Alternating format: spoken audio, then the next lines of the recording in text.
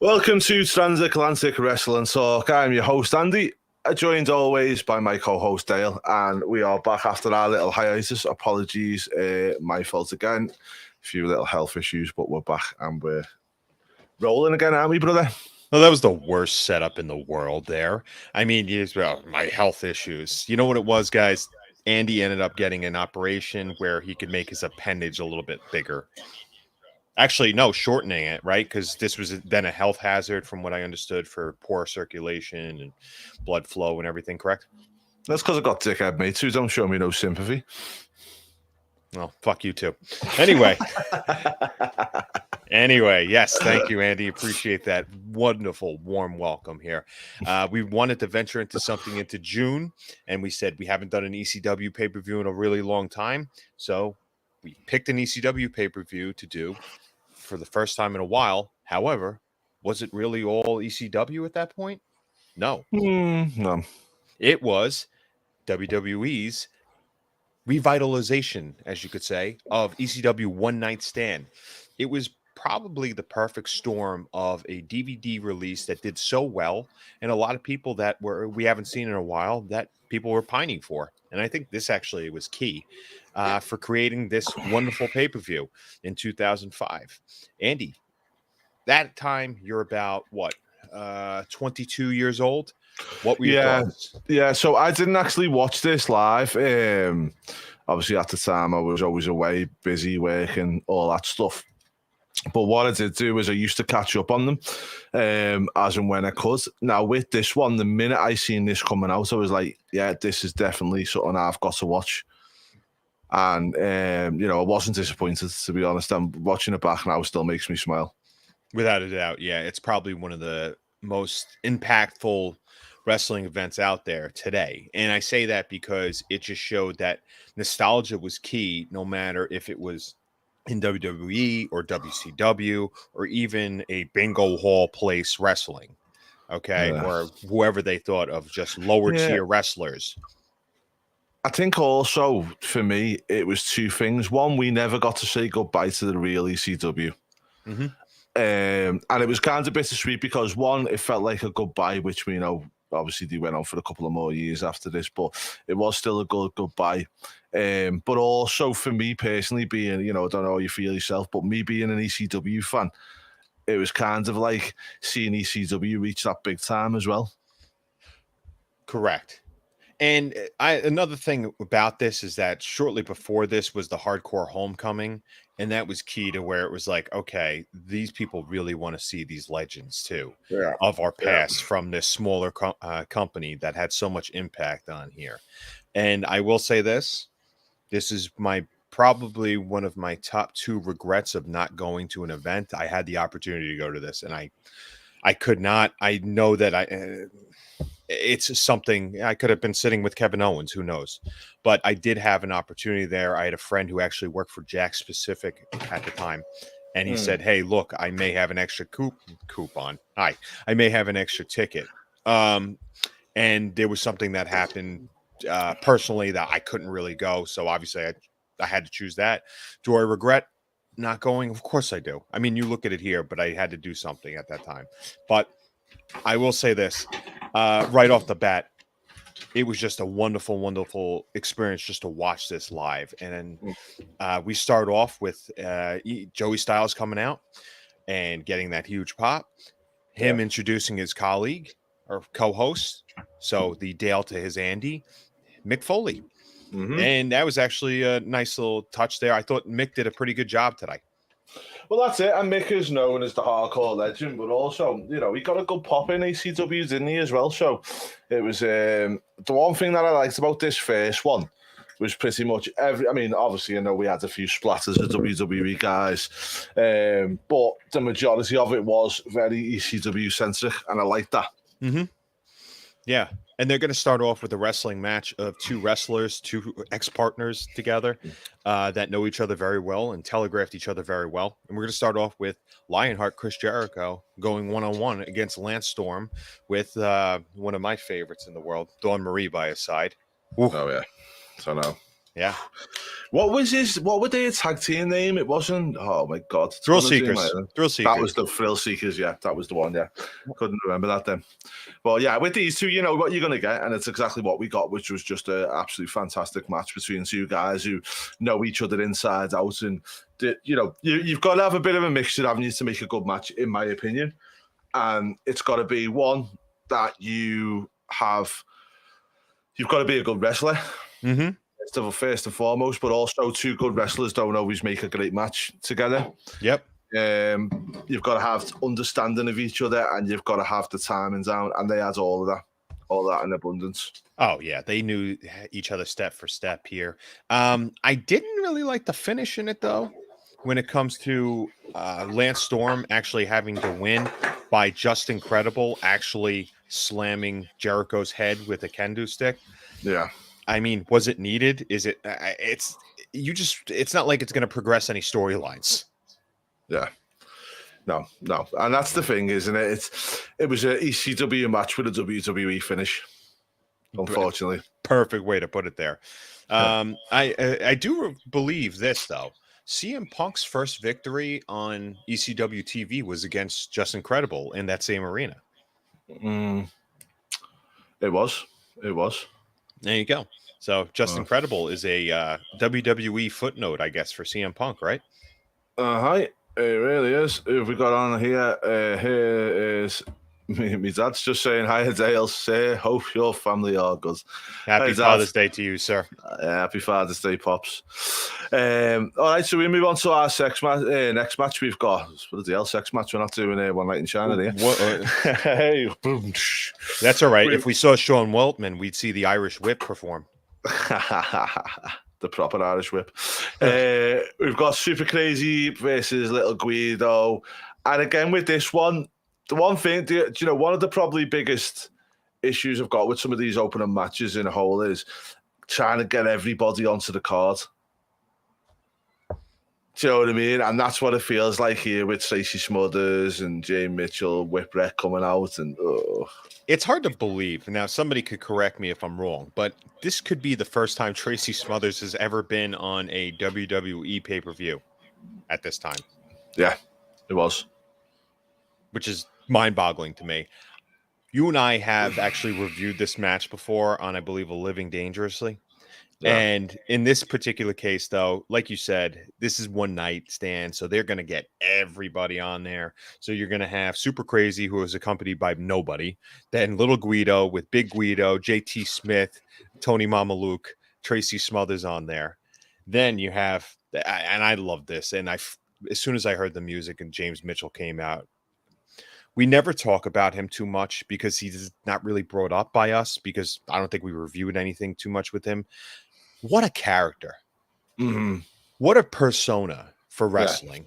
Yeah. And he comes out with Tajiri and Mikey Whipwreck, and we got to put it out there. Whipwreck, probably one of the best trainers on Long Island for wrestlers. And there's a few different people that he's actually cultivated. So it's been very nice there. But you know what you're going to get with this match. You're going to get tons of great spots there. In this match in particular, you're going to get some high spots with Super Crazy going up there. This definitely earned Super Crazy a job. Yeah, it is. But again, even this made a little sad taste in my mouth with the whole Whipwreck getting involved and getting Guido eliminated. Do you know what I mean? Again, it was like, just let these guys just go at it. There's no need for all the other crap that they done with this. It's nice because this is what ECW did. There was always BS in the middle of a pay-per-view.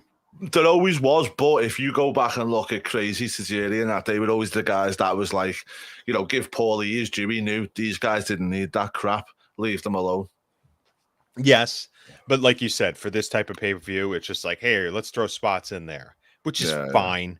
But it's when it's done once, it's great. When it's done every pay-per-view by certain companies, then it gets a little too much. Yeah. And then it extends it for like 8 hours. Super Crazy goes over here, and this is how triple threat should be, by the way. Eliminate, then go on one by one. Have a clear-cut winner. I think we never talk about it, but what do you think of the triple threat out as far as just one pin wins the whole thing? or one fall wins the whole thing? I like the one fall thing. I do. I think like it's elimination matches like from 4 upwards. So I do like I don't like fatal 4-ways with one pin because I think it's just too messy and anything can happen in them, can't they? Where triple threat to do like the one pin scenario. The way I like that is because it's an out for whoever didn't get pinned. Yeah. Who's not in the decision. But yeah, as far as like one by one, I do enjoy that because it's still an out. Like, let's say you had Big Show and JBL and I don't know, Brock Lesnar. If one guy gets pinned in there, it's because he got double teamed by the other two. So you could still flip it any other way. Yeah, you could do. And the thing with this one is that the one thing that it did do well was obviously Tajiri got the pin on Guido because of what happened, and then Super Crazy got Tajiri. So it was kind of like, okay. Yeah. Look, it's just, this is one of those matches where there's no storyline that progresses, even when they used to do this back in the day. No, but they never did. But we got to see the Sicilian Slice by Little Guido. Yeah. Jesus Christ. I'd like to go into this one thing real quick. There is a Raw and SmackDown brand Avengers, I guess you could say, that wanted to go against everything ECW stood for. And these were promos that actually led up to the pay-per-view themselves. And it was actually a nice touch because this is a storyline within something that had no storylines. So I did like that. It definitely provoked the best behavior, or technically the worst behavior, out of the ECW guys. Yeah, totally agree with you, mate. I mean, one thing that I did like with this is they tried to keep it authentic, and Super Crazy Guido and Tajiri all had a bit of a background in ECW, and if we look at the some of the other matches on the cards, there was kind of ECW old rivalries there, wasn't there? Yeah, like the next one coming up here, Rey Mysterio against Psychosis. Segue. It was wonderful. Thank you. Hooked it in. Yeah, it was just, this match is just awesome. It's fun. Psychosis takes off his mask, earned himself a job too. It is. And again, with these two guys, you don't need no story. You don't need a big deal. It's just a great match. Yeah, exactly. Ray is actually going up there saluting everybody, or not saluting, but actually going against the Raw and SmackDown brands like, yo, this is my home. This is what I loved. Paulie gave him a shot. The rest is history right from there. I mean, look at what Rey Mysterio's done. And I was actually listening to something today, and we're talking about him still wrestling in 2023. So this is 18 years after this pay-per-view. Then we're going... What do you remember watching him in 1995? I do. I do, yeah. Another level this guy's at. Yeah. Were you a fan of Psychosis? I was. I like Psychosis, and he was my favorite player on NWO Revenge on Nintendo 64. Wait a minute, though. You told me that Ultimo Dragon was your favorite. I wondered if it was Psychosis or Ultimo Dragon. One of them. They both look tomato. I thought it was Hoovy. No, it was one of them two. Definitely one of them two.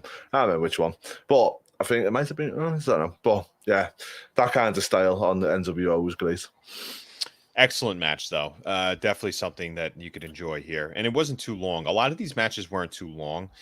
So this one was actually a 6-minute match, believe it or not. And it's just everything whizzed by. It was more like for something with no storylines, it certainly went and flowed very well. Yes, it really did. I'm going to go into something real quick, though, with this. The worst part about this was the timing, and even Rob Van Dam, who'd come out for a shoot interview, was saying how much this sucked and how much he was unhappy at the fact that he was hurt during this whole time and he couldn't even go to this and couldn't even wrestle at this because he kept this company alive for the last 2 years. You got to remember that. He was one of the main reasons to watch, as I say. Remember when TNA wouldn't actually approve an episode, they actually put on Jerry Lynn versus Rob Van Dam, a replay of that full match on TNA. Yeah, it is, yeah. Because they're going to resort to probably the best wrestlers they have there. Right, mate. Right, well, we move on. Rey Mysterio won this one with a 619 and a West Coast pop, which I used to love that back in the day. I don't know why he doesn't use that anymore. Yeah, he'll pull it out for if he faces Dom again. Yeah. Well, next match we have on this card, we have Sabu, who comes out with Rob Van Dam. Obviously, Rob, don't mind, get him on the card. Bill Alfonso's there as well. And he went up against Rhino.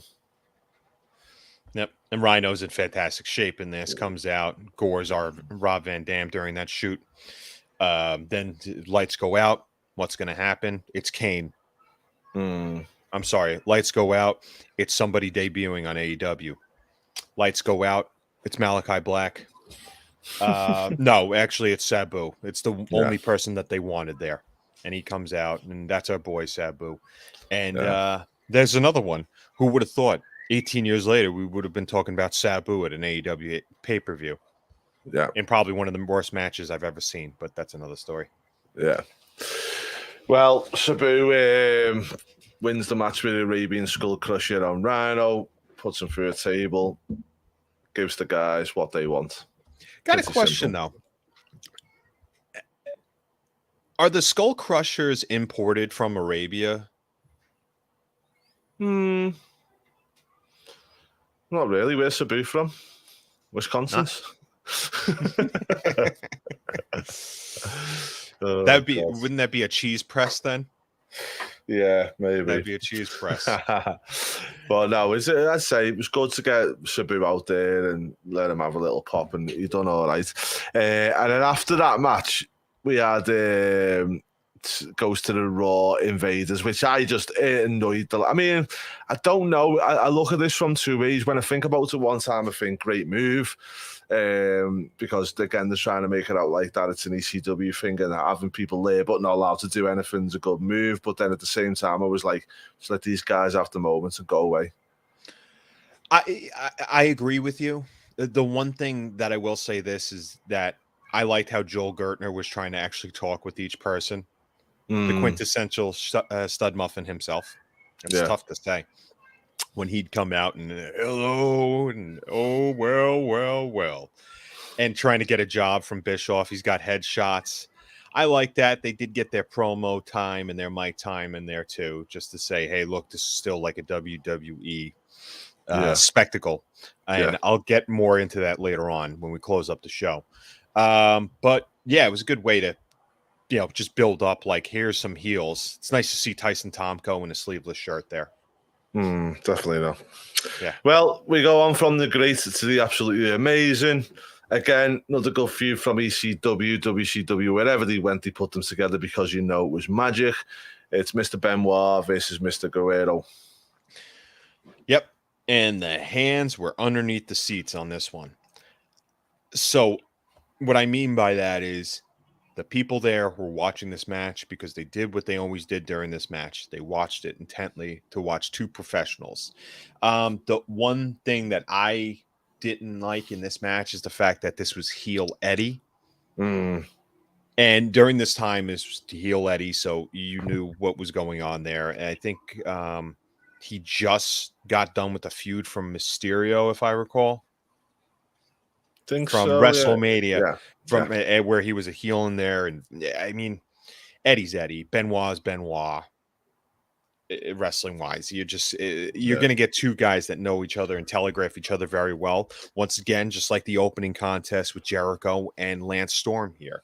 I think these guys could have wrestled for another half hour. I know. Well, that's one thing I wanted to actually mention. It's probably a good time to mention this. Some of these match times were quite low, weren't they? Yeah. Because I think they allocated the time perfectly with this whole pay-per-view. You could have had longer matches, but they also did things in between. Like you said, they had not just the WWE and WCW, but they had tribute videos up there. They had good explanations, good packages as far as what this company has done. Some of the high points of the matches. I remember they went through the whole thing where Sabu broke his neck. Yeah. I remember that. I remember watching that at 3:00 in the morning on MSG Network in 1995 or 6.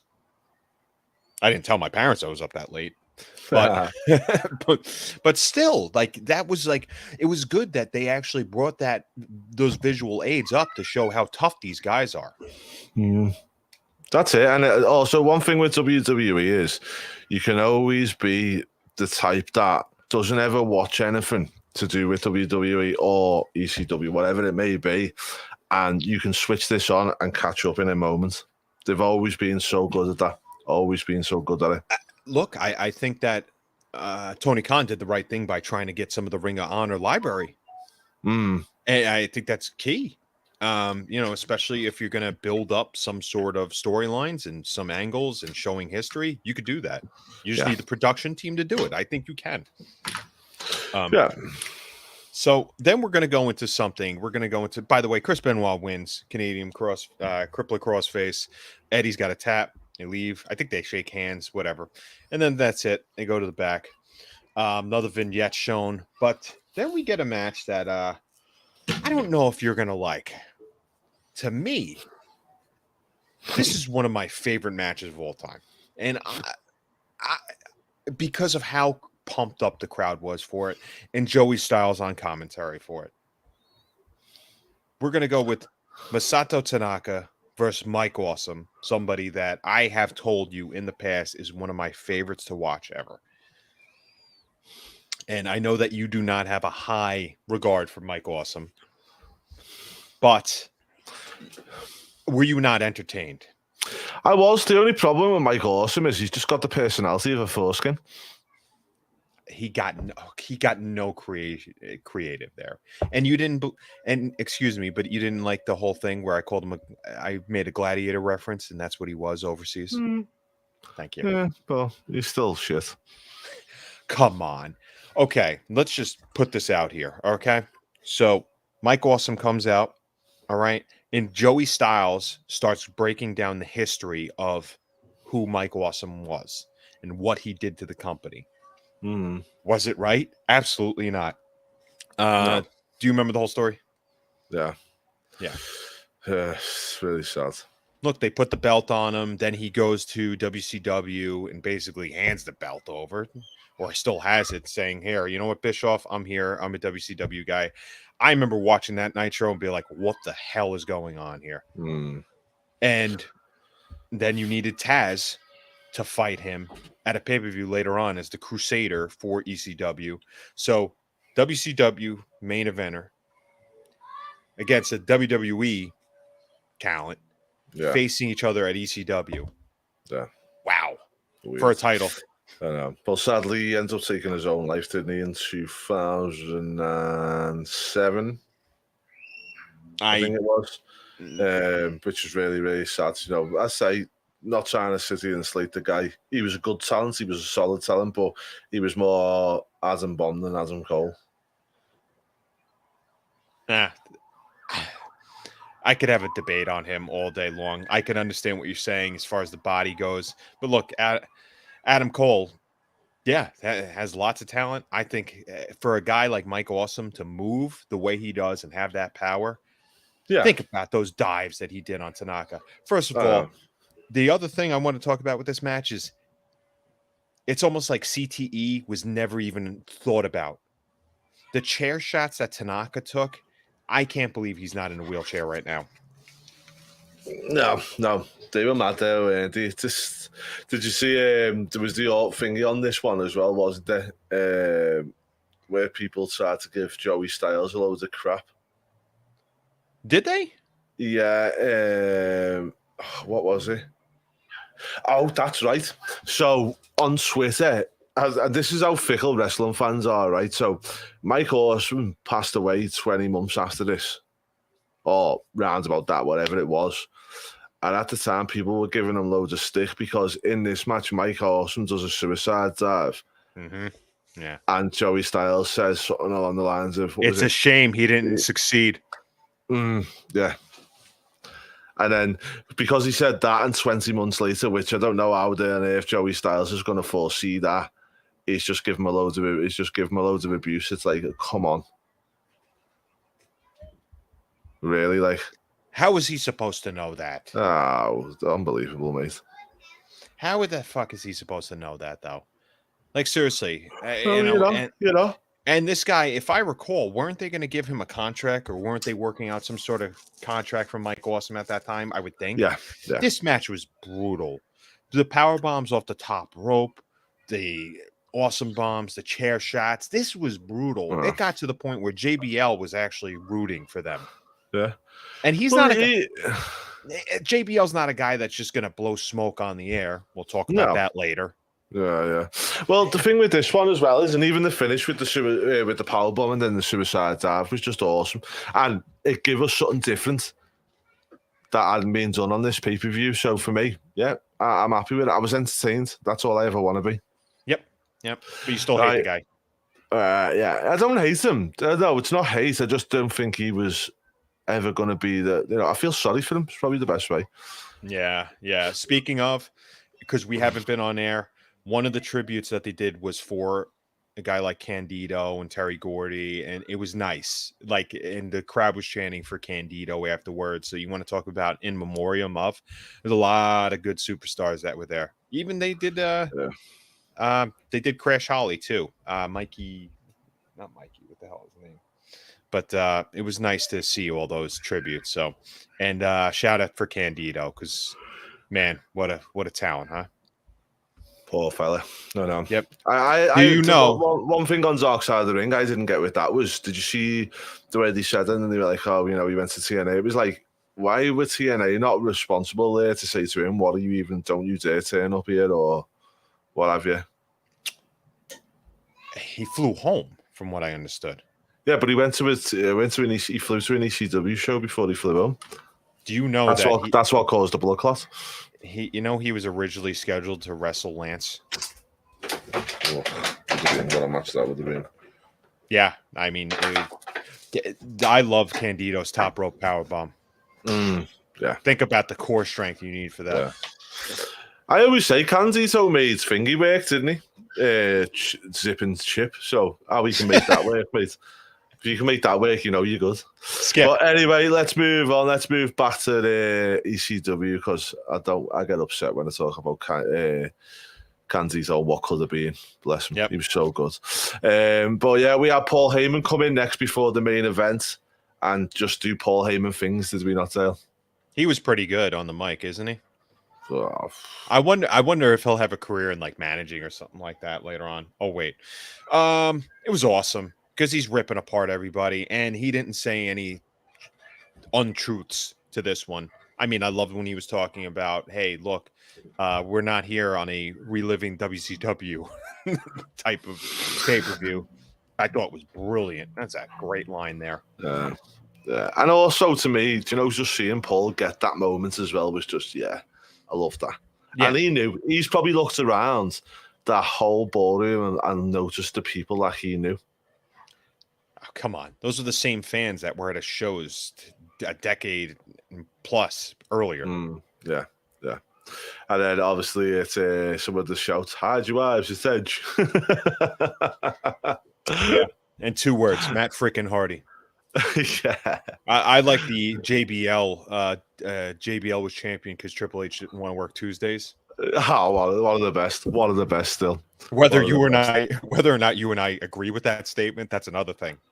Yeah. No, JBL was a well-deserved champion. He was awesome. Yep. But right, let's go to our main event. We've got the Dudley Boys versus the Sandman and Tommy Dreamer. Let me ask you, what's your favorite ever entrance into a wrestling ring, and why is it Sandman? It's definitely not the dubbed over version that's on WWE on Peacock. That's not even Peacock. That's just how it is. But on my Twitter, I actually end up retweeting the entrance. It's phenomenal.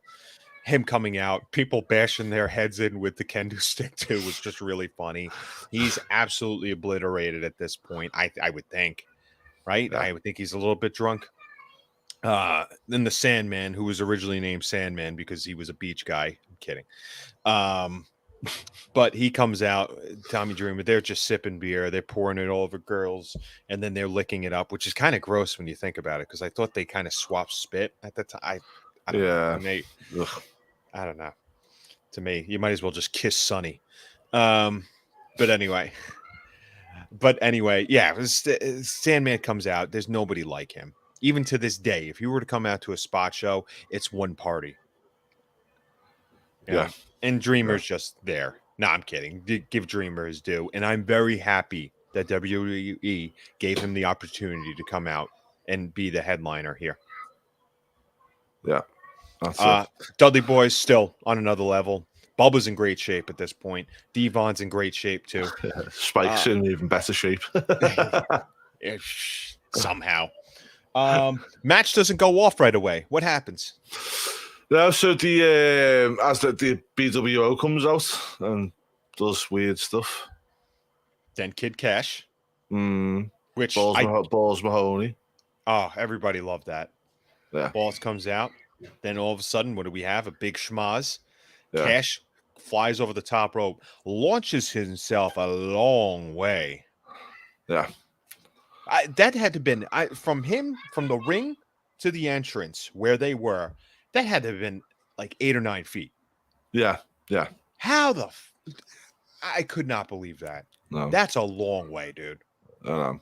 And like you said, this is how you get a lot of people on the card there. And I enjoyed that. Yeah. And they were all good ones, weren't they? Like Meanie and, as I say, Balls, Rotten. You know, there was lots of them, wasn't there? And then it started going off. And we, even in the match, we had a lot of nonsense, but we had some good people. And it was made up for 2 people in particular. Viola and Francine. Yeah. Normally, I hate that type of thing in a match, taking out AEW with your stupid Aubrey Edwards thing the other day. But she should not be on TV anymore. Not even in a ring as a ref. What do you do from there? No. Andy, what do you do from there with her? You bring in Earl Hebner to train her how to be a referee. Yeah, but you can't have her like she was in a storyline. Yeah. If people want to say Earl was in a storyline, was he? Yeah, Nick Patrick was as well for a bit. Yeah, but it wasn't good. Neither was this one, so she's all right then, isn't she? She can carry on. Do you know what, though? Give Tony his due. He's done it on Rampage. It is what it is. You know. Okay, but to mix in a Briscoe? Exactly. You could have used him a lot of different ways. Anyway, go back to the good stuff here. Did you like the spot where Spike came out with the lighter fluid in this match? And they were chanting the old chant for Spike, and I remember chanting this when I saw them live. LSD. Oh God. Oh yeah. So I do like the fact that this match was really hardcore, wasn't it? The way it should be. You had Spike coming in, Francine Bueller. There was all ECW wanted in this one. Yeah. This was like if you're going to look at how to close out a random show on MSG or TNN Network or whatever channel they were on, or Spike. I don't think it was Spike at the time, but this is a half-hour match that would put on the end of a show. Yeah, even though it only lasted 10 minutes. Yeah, exactly. But it's still like the one thing they were missing was probably Raven at this time. Yeah, I'd probably say Raven and Funk. Probably Virus as well. Cyrus? Yeah. Yeah. Even like I said, Funk. You could have thrown them all in there too. But you forgot about a couple of other originals that have yet to show up. No, well, we're just going to go into that. So the Dudley Boys win the match. Devon, Bubba Ray, power bombs. Tommy Dreamer through a Phil Heyman table. Gets the win on that. And then next minute, as Sandman shouted for a beer, what happens, Dale? Another ECW alumni who might have a good career ahead of them. Yeah. And you know what? I was over the moon that this happened. One for Steve, one for Paul, because it gives him the acknowledgement as though the biggest guy in the industry.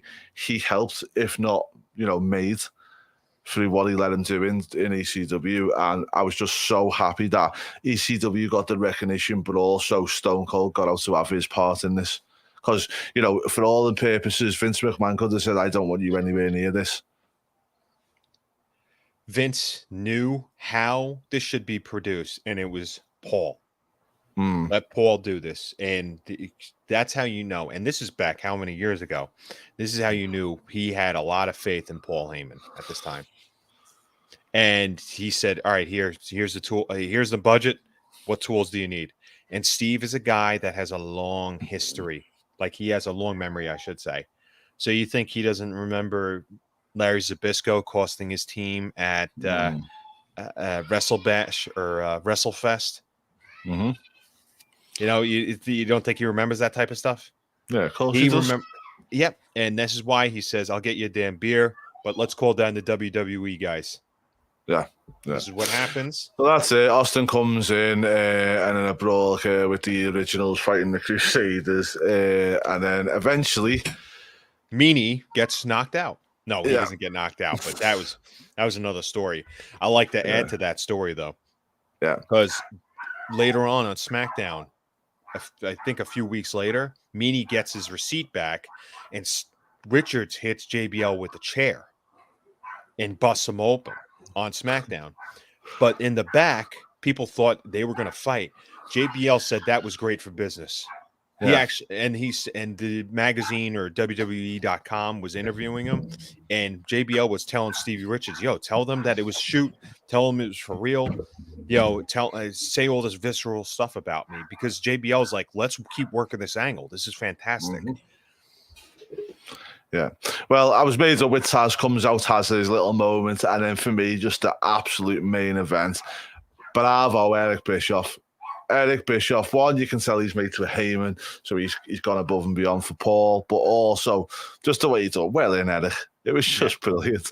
So nice mixture of just bad, like, because there was some real stories in there, like Bischoff, Benoit headbutting him, you know, Rey Mysterio with the 619. You know, there's all been issues between these guys, hadn't there? Do you know what I mean? Yeah. In real life, and then you know Austin with the Stone Cold Stunner, and when Austin turns out before he hits him with the stunner, it goes out to feed the show, and he goes fuck ECW. There was a bit of comedy there as well. It was brilliantly done. Yep. I just love the fact that it was all WWE wrestlers doing their moves. So it's almost like, hey, we can't have like they did a 3D to him. Yeah, so everybody that was doing moves were just WWE guys. So that's where the pop was. So I think that was the little, hey, nobody from ECW could do their move. All right then, buddies. So let's get into it then. Your rating for this pay-per-view.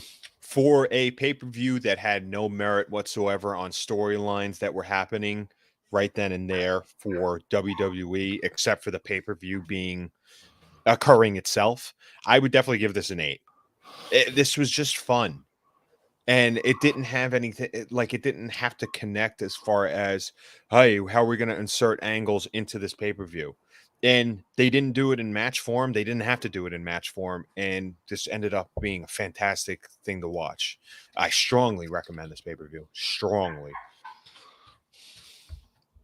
Yeah, and for me, it's, you know, everyone turns around and says about the that, how can I put it? So everyone turns around and says about the fact of like it's about the wrestlers doing stuff like that, but I'm a massive believer. I always have been. I always will be regarding the fans, and I think the fans really, really made this a thing to remember.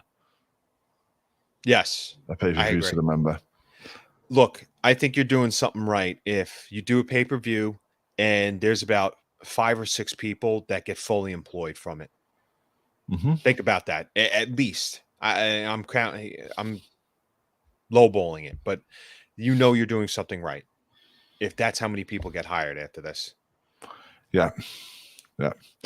So what's your grading on it? I'm going to go for the 8 because of the crowds.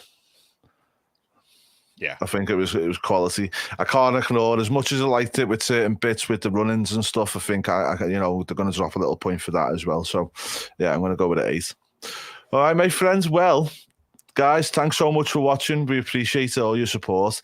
Next week it's my turn. Oh, okay.